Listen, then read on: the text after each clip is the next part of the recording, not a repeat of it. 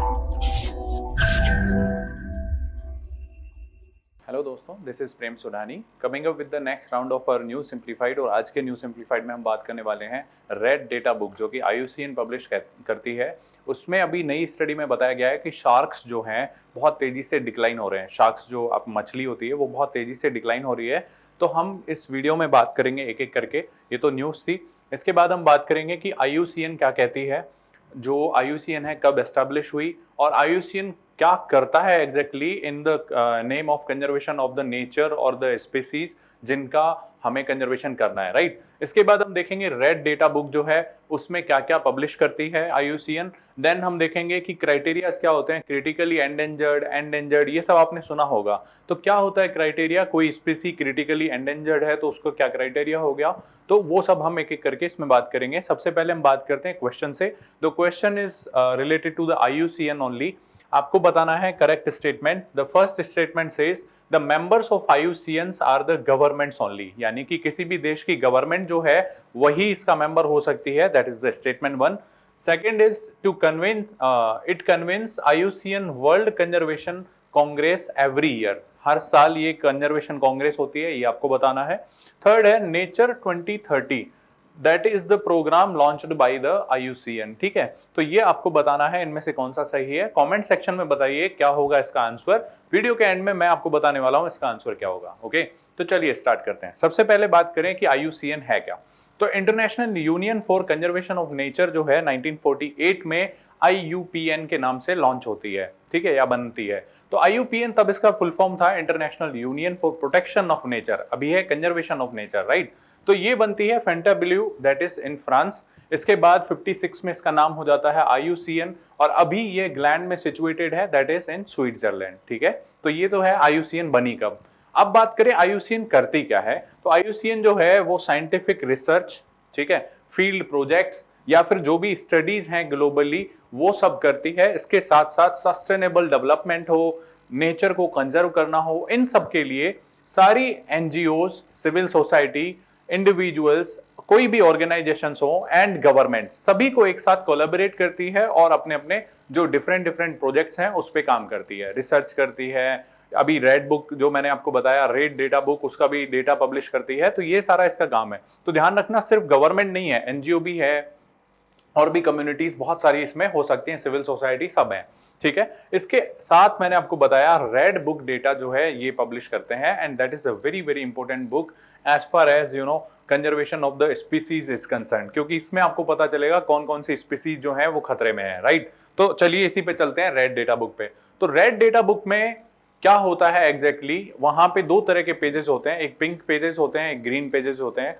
कोई भी स्पीसी अगर पिंक पेजेस पे मेंशन्ड है इसका मतलब वो खतरे में है, राइट। और कोई ग्रीन पे है तो इसका मतलब वो खतरे से बाहर आ चुकी है और अभी इतना ज्यादा सीरियस थ्रेट नहीं है उसके लिए। ठीक है, ग्रीन मतलब प्लस पॉइंट, मतलब ठीक है। अब मोस्ट ऑफ द पेजेस जो हैं, जो रेड बुक डेटा आती है उसके पिंक में ही होते जा रहे हैं, कन्वर्ट होते जा रहे हैं, पिंक पेजेस बढ़ते जा रहे हैं। तो यानी कि स्पीसीज खतरे में बढ़ती जा रही है, राइट। अब हम देखते हैं खतरा ये कैसे क्लासिफाई करते हैं हम।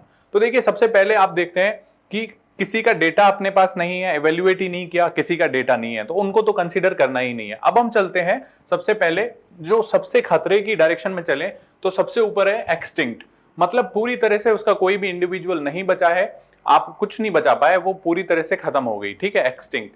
दूसरा है एक्सटिंक्ट इन वाइल्ड लाइफ, मतलब जहां पे उनका नेचुरल हैबिटेट है वहां पे वो खत्म हो चुके हैं। अगर एक आध इंडिविजुअल बचे भी हैं तो they are in captive mediums, मतलब आपने उनको बचा के रखा है, चाहे वो बॉटनिकल गार्डन्स हो, जूलॉजिकल गार्डन्स हो, वहां पे वो बचे हुए हैं। अदरवाइज वाइल्ड लाइफ में वो पूरी तरह से एक्सटिंक्ट हो चुके हैं। ठीक है, अच्छा, अब इसके बाद हम बात करते हैं, ये है थ्रेटन्ड। तीन जो हैं ये मेनली थ्रेटन्ड है। सबसे ऊपर जो सबसे खतरनाक है that is critically endangered, then आपका है एंडेंजर्ड, एंड देन है आपका वल्नरेबल। ठीक है, ये है खतरनाक, तो इसके बारे में हम बात करने वाले हैं।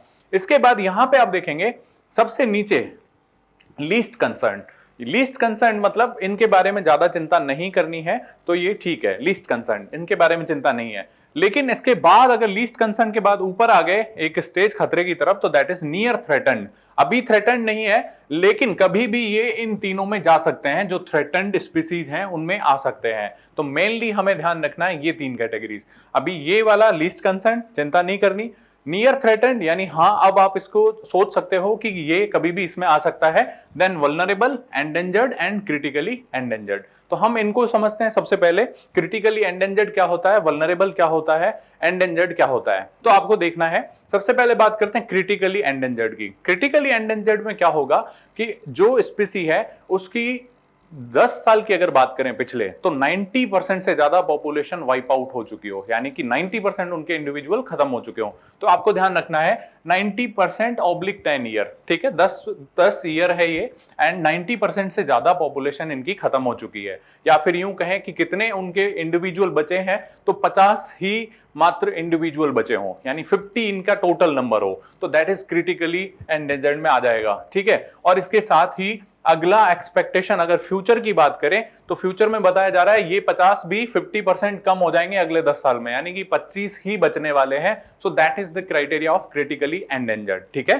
तो आपको ध्यान रखना है ये 90/10, 90% लास्ट 10 सालों में खत्म हो चुके हैं, टोटल 50 इंडिविजुअल बचे हैं, और उसमें से भी 50% जो है वो अगले 10 साल में खत्म हो जाएंगे, ठीक है। तो this is the criteria of critically endangered. अब इसके आगे चलते हैं, यानी ये सबसे हाईएस्ट आपने देखा कि ये सबसे खतरनाक स्थिति में। अब हम चलते हैं एंडेंजर्ड की तरफ। तो इसमें जो फॉर्मूला है दैट इज 70/10। तो ये आप ध्यान रख सकते हैं, 90 है, एक 70 है और एक ये 50 है, यानी कि 90% इनकी पॉपुलेशन 90% से ऊपर वाइप आउट हो गई हो, इनकी जो है 70% से ऊपर हो गई हो, और इनकी 50, ठीक है। तो 50, 70, 90, तो इनमें देखना 70% से ऊपर इनकी पॉपुलेशन लास्ट 10 साल में गायब हो चुकी है, लेकिन इंडिविजुअल इनके अभी भी 250 बचे हुए हैं, 250, right. So 250 individuals are left right now. और इसके बाद अगले 20 ईयर्स में 20% ऑफ द पॉपुलेशन, जो ये 250 बचे हैं, वो भी वाइप आउट हो जाएंगे, खत्म हो जाएंगे। So that is the criteria of endangered, ठीक है। तो इसमें बहुत सिंपल है, 70% खत्म हो चुके हैं लास्ट 10 ईयर में, 250 इनके इंडिविजुअल बचे हैं, और 2020 यानी 20% अगले 20 ईयर्स में इनके खत्म हो जाएंगे। सो दैट इज आपका एंडेंजर्ड। अब हम बात करते हैं वल्नरेबल की। तो वल्नरेबल में क्या होगा, मैंने आपको बताया 50 वाला फॉर्मूला है। तो 50% of the population is wiped out in last 10 years, ठीक है। तो इसका क्राइटेरिया ये हो गया 50/10। देन इसमें 10,000 इंडिविजुअल्स बचे हुए हैं, नंबर ऑफ इंडिविजुअल्स 10,000, और इसमें जो फ्यूचर में है दैट इज 10% जो है अगले 100 सालों में खत्म हो जाएंगे। तो ये इसका क्राइटेरिया है, 10% इन नेक्स्ट 100 ईयर जो है खत्म हो जाएंगे, ठीक है। तो that is the criterias of this one, ठीक है। तो बहुत सिंपल है, याद रख सकते हैं 90, 70, 50, ठीक है। इसके इंडिविजुअल 50, 250 एंड 10,000, एंड इसमें जो डिक्लाइन हो रहा है that is 50% in 10 years, 20% in 20 years, 10% in 100 years, ठीक है। So these are the criterias, ठीक है। तो इसमें इस तरह से आप स्पीसीज को रखते हैं, और ये पूरी रेड बुक जो डेटा आता है वो IUCN पब्लिश करता है। IUCN करता क्या है, मैंने आपको बताया, कोलैबोरेशन करता है, ग्लोबल जो रिसर्च होती हैं उनको कोलैबोरेशन करता है, अलग अलग कंट्रीज को, अलग अलग सिविल सोसाइटीज को, बाकी सभी को एक साथ बिठाता है, प्रोग्राम बनाता है, उनका इम्प्लीमेंटेशन जो है वो इंश्योर करता है। तो इस तरह से जो हमारी नेचर है उसको कंजर्व करने की डायरेक्शन में काम करता है। तो ये था पूरा IUCN के बारे में। 1948 में बनता है, ध्यान रखना, तब इसका नाम IUPN था। तो आई होप आपको ये क्लियर हो गया होगा, रेड बुक डेटा क्या होती है, ये क्राइटेरियाज क्या होते हैं, कैसे आप इसको क्लासिफाई करते हैं। ओके, अब हम चलते हैं हमारे क्वेश्चन की तरफ, ठीक है। तो क्वेश्चन था हमारा IUCN से related, that is the members of IUCN are governments only. तो हमने देखा नहीं, ये गलत है, क्योंकि यहाँ पे सिविल सोसाइटी और भी बहुत सारे ग्रुप्स यहाँ पे मेंबर हो सकते हैं। तो first one is wrong one, जिसमें फर्स्ट है वो आप एलिमिनेट कर सकते हैं। So this option C is eliminated. Now it convenes IUCN world conservation congress every year. ध्यान रखना, ये एवरी ईयर नहीं होके एवरी 4 ईयर्स में होती है, एवरी 4 ईयर्स, 4 ईयर्स। एंड एक मैंने लास्ट आपको एक वीडियो आपने देखा होगा साइट्स का, वो हर 3 साल में होती थी, तो ये ध्यान रखना ये हर 4 साल में होती है। इसके बाद second statement is also wrong, so you can eliminate this one and this one. The only option जो लेफ्ट हुआ है that is 3 only. So third वाला चेक कर सकते हैं, द नेचर 2030 प्रोग्राम जो है ये लॉन्च किया है IUCN ने, तो यस ये ट्रू है, जिसके तहत ये क्या कर रहे हैं कि लैंड, वाटर, ओशियन, क्लाइमेट ये सब ह्यूमन के अराउंड बने रहे, सस्टेनेबल डेवलपमेंट हमारा चलता रहे। To recognise them, retain them, restore them, ये सब करने के लिए ये वाला प्रोग्राम आया है। और ध्यान रखना SDG जो गोल्स हैं वो भी 2030 के लिए हैं, तो उनके साथ ये मैच कर रहा है। तो अगर क्वेश्चन आता है nature 2030 which was recently in news is related to which of the following organisation, तो आपको ध्यान रखना है IUCN का है ये, तो ये बहुत इंपॉर्टेंट है, आप याद रख लेना, ठीक है। So the answer would be D, that is 3 only.